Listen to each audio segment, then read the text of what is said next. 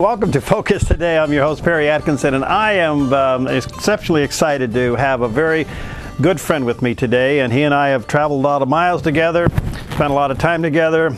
We've shot a lot of guns together, and we have visioned together. My good friend Darryl Howard is with us today. He is a generational science researcher and consultant. He's been involved in the development of a lot of movies that have been very successful through Grizzly Adams Productions. And today he's here to talk to us about generational science, and in particular, how trends in our culture and in the world have a cycle that we need to pay attention to. Darryl, you're looking good, man. How are you? Thanks, I'm doing great. Is it hot in Texas? You know, I looked at the temperature just a minute ago, and it is 72 and sunny. It's absolutely perfect. Okay, well, we could see triple digits up here today. Well, we had that a little while ago, so and we have the humidity down here. Yeah. I mean, in Dallas, it's Sandy's very happy with the humidity. I can do with the air conditioning. Okay, that a boy. Hey, nice to see you, friend. First of all, for those who don't understand what generational science is, because you have tracked boomers, Generation X, millennials. Now you're starting to take a look at the new generation coming on called the Homeland generation. What are these? What are these? Well, over the course of history, you see these types of generations emerge, and they all have similar archetypes. In fact, you mentioned earlier about the Bible. The research actually goes way back, and if you look at the Bible through a generational lens, you will see generational archetypes. The baby boomers, who are the prophet idealist archetype. They implement their values during their time. The Generation X, the lost generation, back in the late 1800s, they were referred to as the lost generation. Today, the Generation X is born between, say, 1962 and 1982. Boomers would be born from 1943 to about 1961. According to the research that I use, different people use different timelines. The millennial generation, which is now coming into their 20s and 30s, they were born between 1982 and about 2005, probably about 2 years back of the crash. And I would say they are a very team-oriented. They're special, they're confident, they're very optimistic about the future. And this is very similar to the GI generation. And there was an uncanny synergy between my mother, who was a GI generation, and my daughter, who was a millennial, same archetype. And so now we're going to have more of a silent type generation, born probably starting in 2005. They'll be called, I've heard them called, the Homeland generation. And it's very interesting. The silent generation grew up during the Depression. And their objective was to keep their head down and not be noticed. And I thought recently about the Edward Snowden affair and everything that's going online, and we all seem to be tracked. And this generation may actually say, you know, we just want to keep our head down like the silent generation did. So the other thing that happens is there's an interlocking. A lot of businesses notice millennials. They're all targeting a different demographic group. Right. But the one thing that they forget is that there's an interlockingness to these generation and what we call the fourth turning cycles. All right, now that's where I want to go, and I think this whole thing is so fascinating because you have, by the way, those who are watching and listening, Darryl actually has PowerPoint presentations in depth of these various generations, and that information can be used in a lot of ways. I look at it from several perspectives. One, the content that we develop here at the Dove, both radio and television? And also, are we communicating the gospel effectively to these various generations? Because you can't speak one message to all those generations and expect it to stick. No, you have to realize your audience. And as a matter of fact, I think in today's workplace, this is one area that it can be useful in your listeners' lives. If you look at the workplace, and let's say that you're a Gen X manager, you were born between, say, 62 and 82, and you're in charge of all these millennials. The Gen Xers were very individualistic. They did things on their own. Just stay out of my way, I'll get it done. The Nike saying, just do it. Okay, that's very Gen X. But millennials are very team-oriented, and they do things together. They feel special. So the Gen X manager oftentimes doesn't understand why it is that the millennials are different. We never had it that way when I was a kid. We just did it on our own. We were latchkey kids. We knew how to do these things. So even in the workplace, understanding how the generations interact with each other can be of a huge value, especially when you have 4 generations in the workplace today. You've got some silent generation. You've got some boomers. You've got Gen Xers, you've got millennials, and they're all different. They're not the same. Now we have to understand that. You've seen the effects of this, Darryl, in movie making, on how you relate content and movie making. Share a little bit with us. Well, one of the movies that we won about 30 awards for was called Friends for Life, a Grizzly Adams production. And we used generational archetypes in that movie. The boomer retiring saves the community, and he rescues some wolf pups, and it carries on. He's got a Gen X son. He's got millennial grandchildren, and the other thing too was in that movie there was this sense of community, that the lead person in the movie saves the community from some bad things that are happening, and really that's where we get to today in this sense of community. I heard one of your earlier guests talk about the fire in down in Prescott, and we come together during this particular time in the crisis period. There starts to coalesce. Wow. And so we're seeing that emerge in the marketplace, in movies. In fact, Spielberg is going to be, I think it was Spielberg, it was reported yesterday, is going to be doing a new Grapes of Wrath story. Yeah, I saw that. Yeah. You know, that is so timely. I mean, that's where we're at. There's a line in Seabiscuit where everybody, the crash comes, and David McCullough is talking about America took to the road in their automobiles. I mean, they packed up everything they owned. They sold what they couldn't fit in their car, and they made do. And they traveled to someplace new to find work, to go with family. And in America, in a lot of ways, that's where we're at today. Now, your research also is now starting to show up in the way companies advertise. I find it very interesting. No longer are they just saying, here, buy it for $7.99. They're actually trying to wrap the message or the image of their product around a story. Yeah.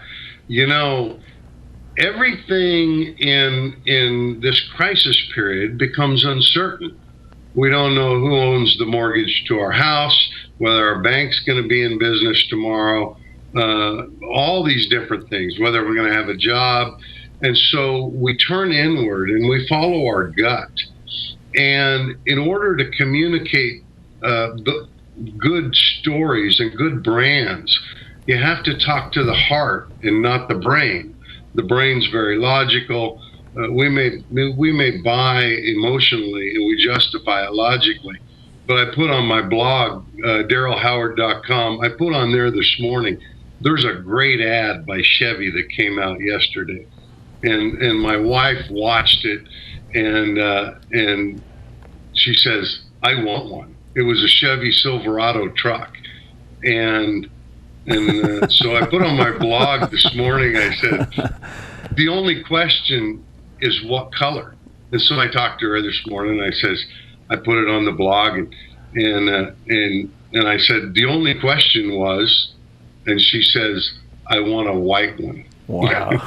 She knew exactly what I was going to say. But we have to tell a story about somebody else, and you see, as the consumer, you see through the company's eyes that they get it. Procter and Gamble with their Thank You Moms commercials, very good, very well done. And we see that they understand moms. They don't tell us that we understand moms. We make their clothes whiter or brighter or whatever it is that they do. They don't tell us any of that. They just say, we get it. Oh. And that's how you... All right, let me take a quick break. Darryl Howard's with us today. DarrylHoward.com. You may want to check out his blog. A lot of this information we're sharing is right there on his blog, and he's a great resource for you, research and consultant. And we want to get into the fourth turning. What is that? Well, Darryl will explain it to us when we come back.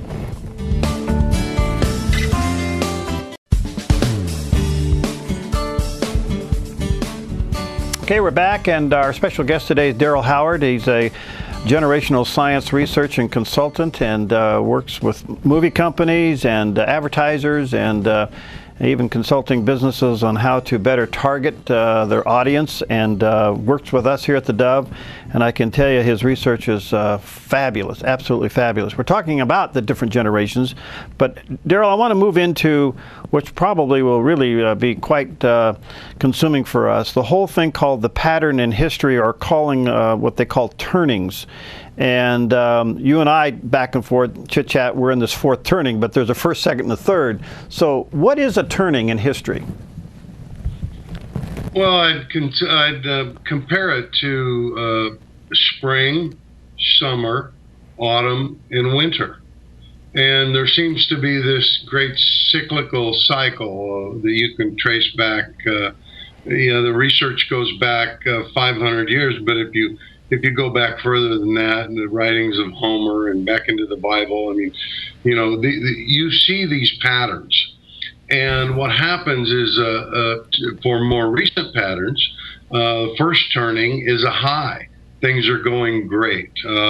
Compare it to 1946 to 1962. We were building things. America was rolling.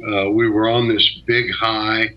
The second turnings are going into the summer. And we had this, the 60s, the 70s, early 80s, and the consciousness revolution. We see this back in history, the first Great Awakening, second Great Awakening, third Great Awakening. And these types of periods of time, each one's about 20 to 25 years, they all roll out in a similar manner.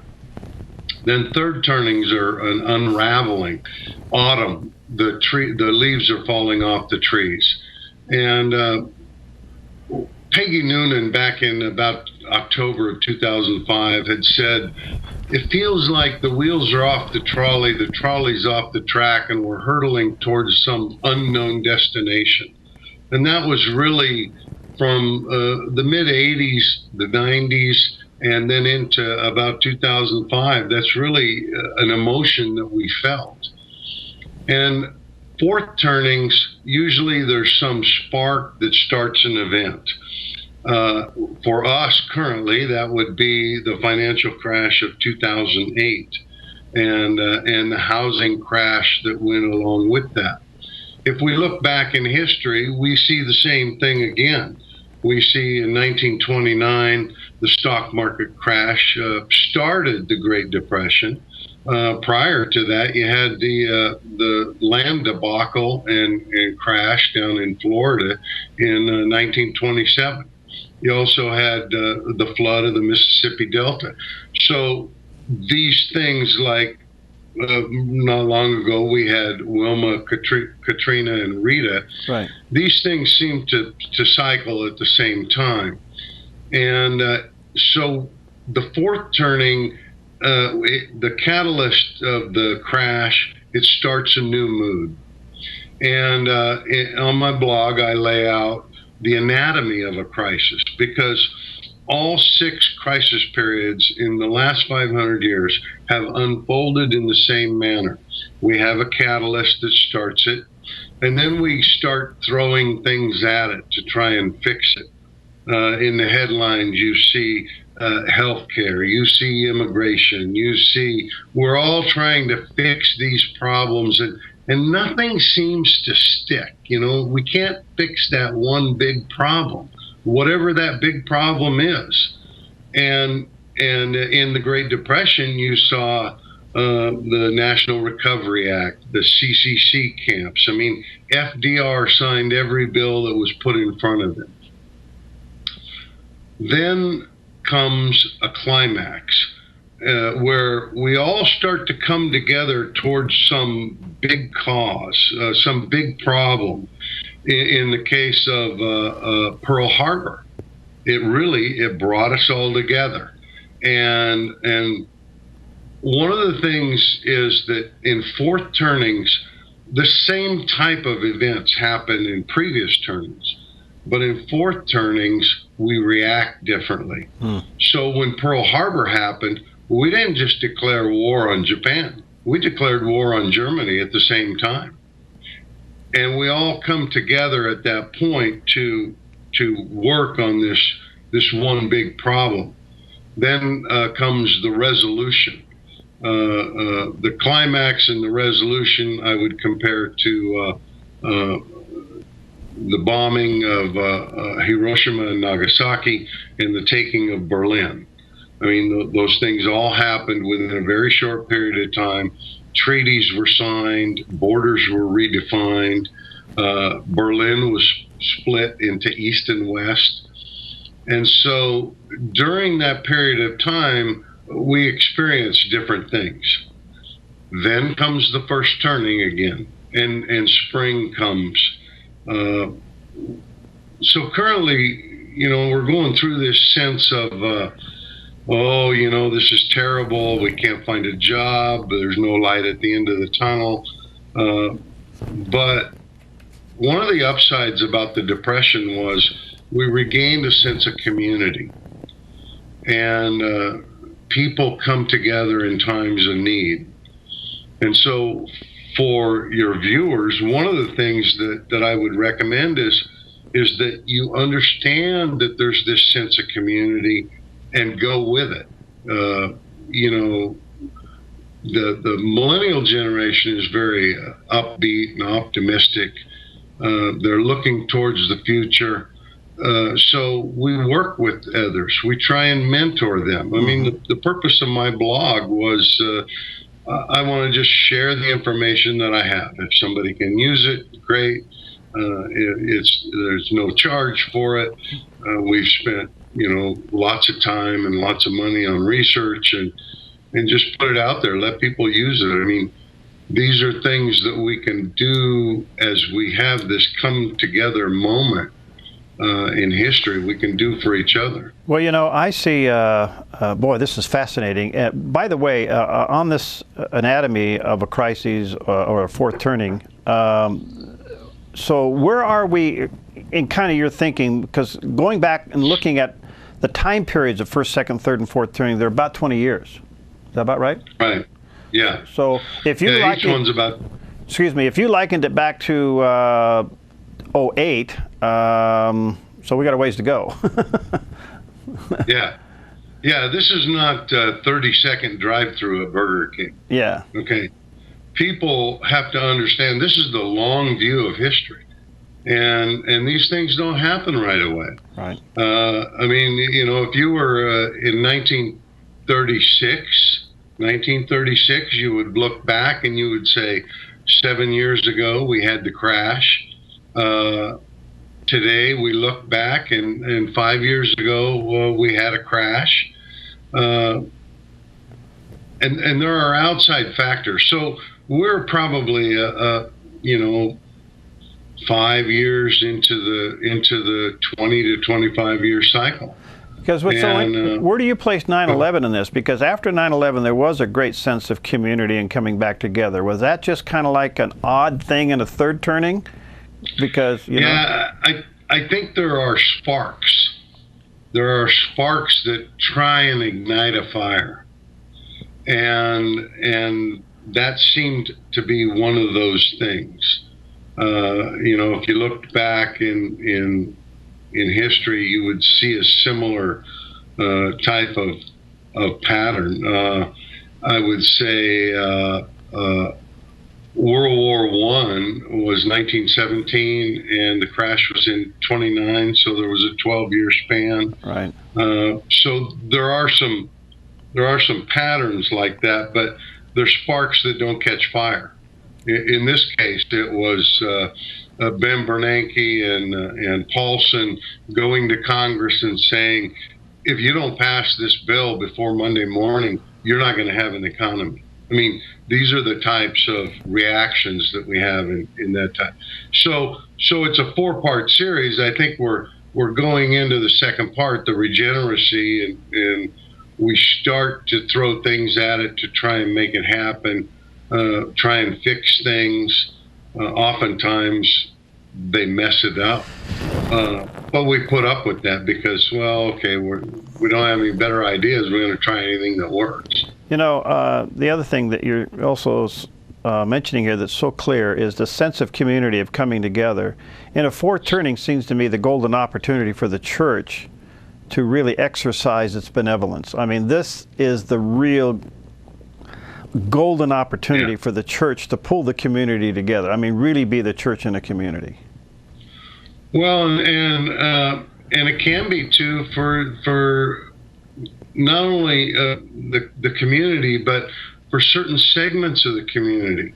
I mean, Gen Xers, for instance, they don't necessarily have family. They were latchkey kids. They don't have, what they'd call biological family. And so we come together, we do things together. Give millennials a purpose. Here's 3 projects that we want to complete. Millennials, give them a start, a finish, a gold star. They can put it on their community service bio. These are things that we've done for the community, and people look at that, and they're going to be looking at that as we get further into the crisis. All right, let me take another break here. Darryl Howard's with us. We're talking about generational science and the turnings of history, and the fact that we are in a fourth turning, not only in the United States, but I think throughout the world. And what can you do? What do you do? We'll talk to him about that when we come back.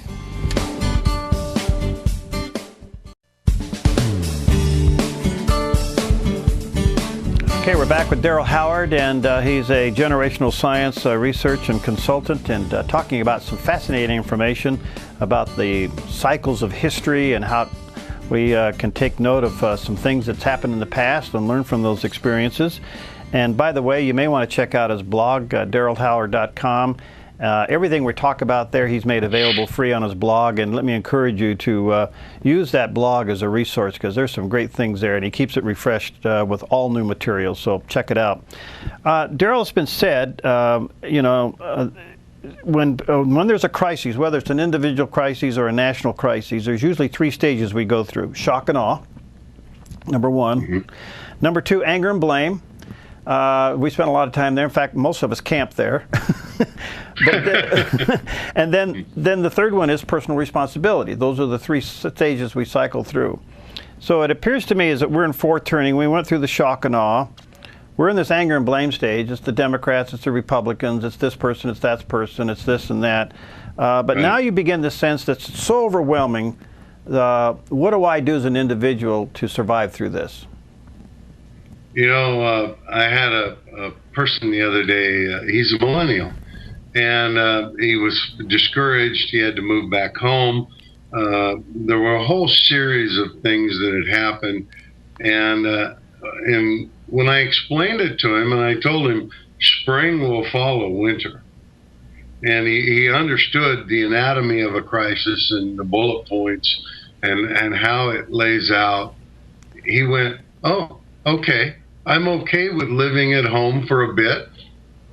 You know, in 2005, we predicted grandma would sleep on the couch. I mean, you know, these things happen, and all of a sudden, he took a deep breath and he said, it really gave me great comfort knowing that, okay, these things have happened before. We get through it. This is not the you know, the end all of everything I've been trying to do. And he became very positive again about it. Wow. So, you know, there are some things that we can do. You get to know your neighbors. You get to involved in your organizations that your community. You get involved in your church. You get closer to your non-biological family. In a crisis, we depend on each other because the government's not going to be there to help us. Okay, and we have to do for each other. We've seen this in many crises. Here in Texas, we've had a whole bunch of tornadoes. People came out of the woodwork to help. And so use your expertise to help others. Millennials are sharing tips about, you know, how they should do things, and they're very team oriented. So they share how do I find a good product X, Y, and Z. The other thing is be flexible. You may take a job, you know, an executive may take a job selling pizzas and delivering pizzas. Don't worry about it. Your executive skills at some point, they'll be required. In the meantime, be happy with where you're at. I mean, find solace in other areas. Don't worry. I mean, you know, find solace in your church, comfort in the Word. Be liquid. You know, this crisis is not over. Okay, a lot of people think, well, we had the crash, the this, the that, the housing bubble. I still expect problems from Europe. Herbert Hoover wrote about the Great Depression. He said it came in waves, and there were really about 5 waves. So that's the way. He said that we had the crash of '29 handled, and then came the crash in Europe, and we just couldn't take it. Mm-hmm. So don't think that we're out of the woods. You know, this is a long view of history. You'll have to do more with less, and that's okay. You know, you may depend on your neighbors for something. Hey, can I borrow this? Can I help you out with that? But don't stress about it. The other thing is these things, they've happened in the same manner over 500 years. So we've seen it before, and we get through it. And there are helpful tips to get through it. And spring will always follow winter. I mean, we see that, you know, probably more so the further north we get. You know, down here it's hot all the time. I mean, what do you say? You know, what's so interesting about, I'm seeing too, is people not only becoming more flexible and becoming more relaxed with the fact that they may be taking a lesser job. You do see this sense of community, but one thing is really apparent to me. I've even seen the wealthy begin to simplify and get rid of things. There seems to be a great simplification going on. Would you agree? We want simple. In fact, in the Chevy commercial that I put up on my blog, it's very simple music. we saw this in Allstate. Allstate did some ads called Back to Basics in 2008, 2009, I think it was. Very simple piano music, Hyundai Assurance, where they said, you know, we're all in this together. If you lose your job, bring your car back. No foul on your credit. You know, bring it back within 12 months. We're all in this together. And so you start to see these simple things, especially in the marketplace. And life is far too complex. We want simple. I mean, that's what we want to see in. Just give me a simple solution to the problem. All right, I only got a couple of minutes left. Let me ask you this: the country seems, Darryl, to be tremendously divided and polarized. Is that a typical response in a fourth turning, and will that begin to fade? Yeah, when Chuck Sellier, the head of Grizzly Adams, who passed away in 2011, when we first laid this out, there was Strauss and Howe, in their book, The Fourth Turning, laid out a possibility of civil war. We discounted it. We said, that'll never happen. I don't think that we've seen the country as divided as we have since blue versus gray, red versus blue. I mean, the last three fourth turnings were World War II, the Civil War, and the Revolutionary War. And so now the blues are getting bluer and the reds are getting redder. And we see this pulling apart. I think at some point, either A, we come completely apart, or B, something so big happens that it brings us all back together. It's kind of like you were talking about 9/11, that there is this central point at which we all gather around and we say, we have to put aside our differences. Yeah, I think that is a virtue in the American spirit and soul. I would expect that to surface sooner or later. Who knows what will cause that? But on the other hand, you go over to Egypt today and look what's happening there. I mean, they've given the president 48 hours to get out of town. That seems to be pretty tough. Yeah, a friend of mine said recently that are some of the events happening similar to an American spring?